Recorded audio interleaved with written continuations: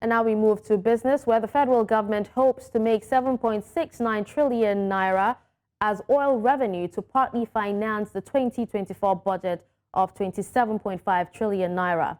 According to the breakdown and highlights of the 2024 Executive Budget Proposal Presentation document by the Minister of Budget and Economic Planning, Abubakar Atiku Bagudu, the proposed oil revenue for 2024 is over 3 times the amount budgeted for 2023, which was about 2.23 trillion naira. The revenue from the oil sector will make up 41.98% of the total revenue of 18.32 trillion naira expected in 2024.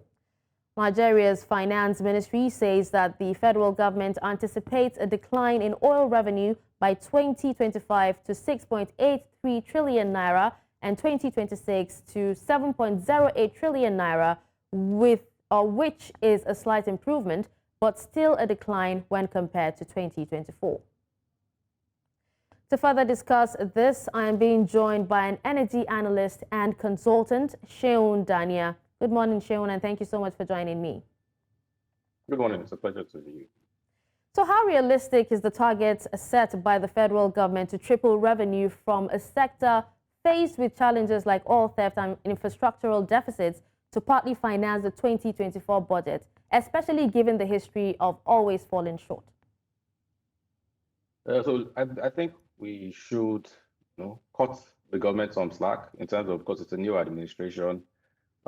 It's pretty ambitious, but the other thing that the government needs to do is very transparent in terms of the plans that they are also putting in place to curb these oil thefts and the infrastructural deficits that we are experiencing. That would then give people more hope to see, okay, what direction this. The government is sounding very ambitious, but people, on the other hand, are not seeing how this is going to happen. It just seems like another wild goose chase, or all right, so promises.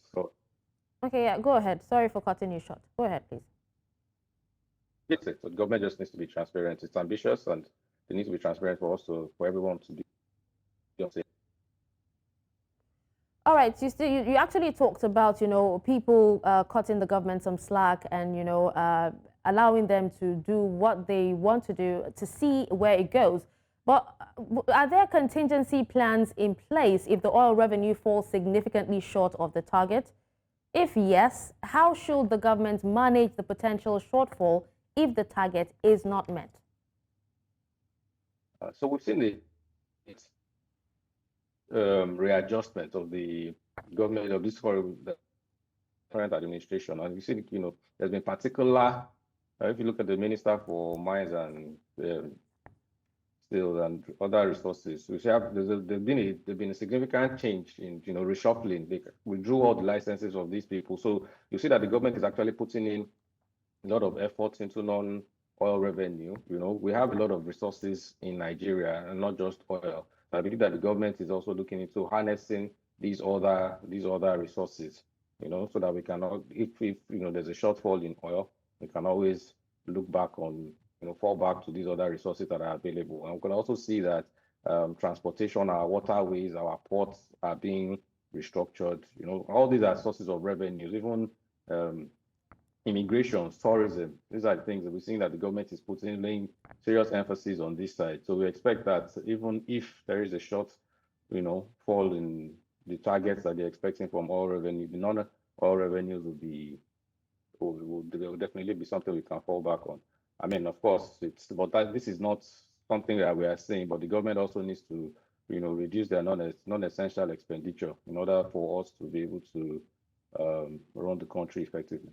All right, so we talked about some challenges like infrastructural deficit and also oil theft.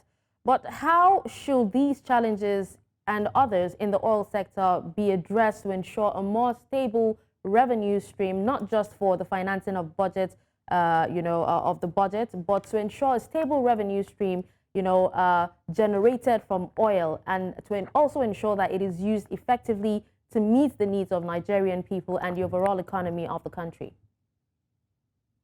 So, I mean, in terms of curbing oil theft, we've seen that the government has renewed and also, included some other security agencies in protecting our pipelines and waterways. Like one of them is Tantita. and a couple of other ones. We've seen some significant results yielding from this and to be a huge deterrent to the oil thieves and whatnot. So we expect that we can actually get confidence back within that sector. And there's been meetings, see that the president has traveled over different places. We hope that we can also get some results with investor confidence, so that and the government also by themselves will also invest in upgrading oil infrastructure, with new pipelines, new terminals, and whatnot. And for enhancing transparency is very, very, very, very important. The government needs to be very accountable oil and gas sector, to the entire country, so that people will then, see who the government is, they'll see the results of what the government is doing. So it's not just promises and promises. And then people can then confidently see that, yes, there's someone that's going to ensure that the revenue generated it meets the needs of the Nigerian. All right. Thank you so much, Seun Dania, for joining me on News Central now to discuss this. Thank you very much. Thank you. Have a great day. You too.